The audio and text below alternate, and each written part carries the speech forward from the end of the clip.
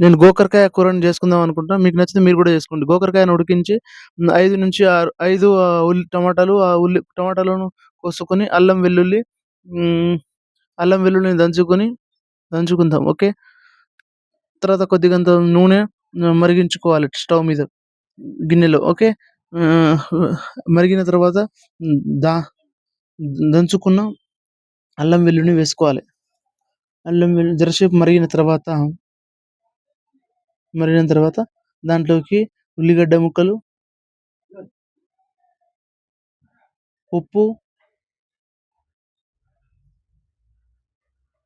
జరసేపు దాన్ని ఇట్లా కలుపుకొని దాంట్లోకి పసుపు,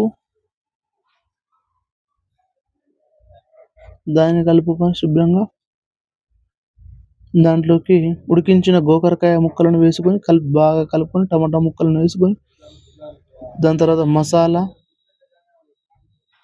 కారం,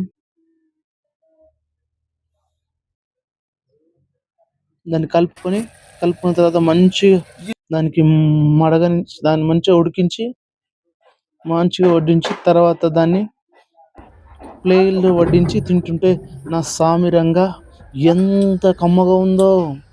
అన్నం కూర సూపర్.